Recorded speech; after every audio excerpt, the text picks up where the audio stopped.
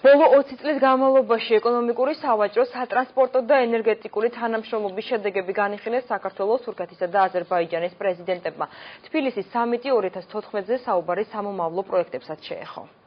თურქეთის პრეზიდენტმა აბდულა გიულიმ საქართველოს და აზერბაიჯანის ტერიტორიული მთლიანობის მხარდაჭერაზე ისაუბრა. აზერბაიჯანის პირველი პირი ილჰამ ალიევი კი შემდეგი სამიტის აზერბაიჯანში ჩატარების ინიციატივით გამოვიდა. კონფერენციის ამ სამიტის თბილისის სამიტი 2014 სამი ქვეყნის პრეზიდენტმა გახსნა.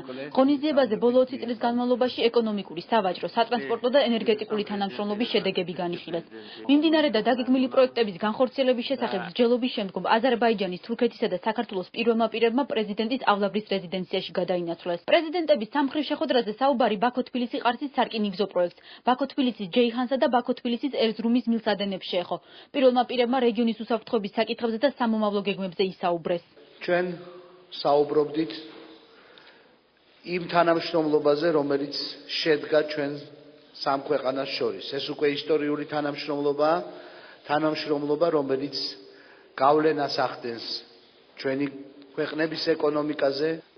სამხრივი შეხვედრის შემდგომ პრეზიდენტებმა უკვე პირისპირ ორმხრივი მოლაპარაკებები დაიწყეს, სადაც მეზობელი ქვეყნების ლიდერებმა საქართველოს ტერიტორიული მთლიანობის მხარდაჭერა კიდევ ერთხელ გამოხატეს.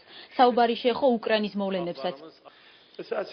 ჩვენ აქ შევიკრიბეთ სამი ქვეყნის პრეზიდენტები, რომელთაც გვაქვს საერთო ხედვა სამხრეთ კავკასიის რეგიონთან დაკავშირებით. ჰქონდა შესაძლებლობა დეტალურად განგვეხილა ჩვენი თანამშრომლობის სხვადასხვა ასპექტები. თურქეთს, აზერბაიჯანსა და საქართველოს ცალ-ცალკე გვაქვს ძალიან კარგი ორმხრივი ურთიერთობები.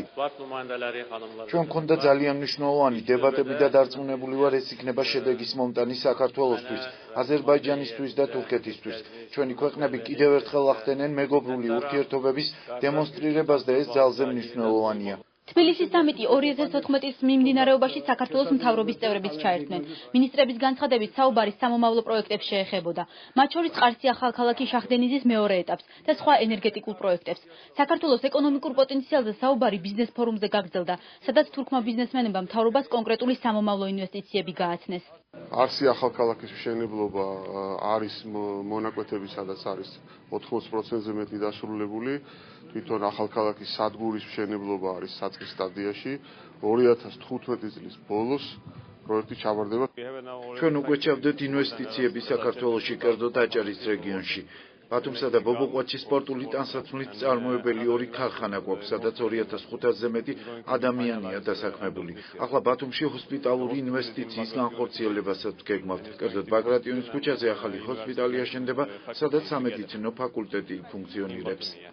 ეკონომიკურ ფორუმზე თურქეთის პრეზიდენტი საქართველოს პრემიერ-მინისტრს შეხვდა. ირაკლი ღარიბაშვილმა დამსწრეებს სიტყვით მიმართა. გარდა იმისა, რომ თურქეთი ჩვენი ქვეყნის პოლიტიკური მოკავშირეა, ის ჩვენი ქვეყნის ნომერ პირველი სავაჭრო პარტნიორიც არის. თანამშრომლობა უნდა გააქტიურდეს და გააღრმავდეს რეგიონალური პროექტების განხორციელების საქმეში. დღის ბოლოს აზერბაიჯანის პრეზიდენტმა საქართველო დატოვა. თურქეთის პირველი პირის ოფიციალური ვიზიტი კი გრძელდება.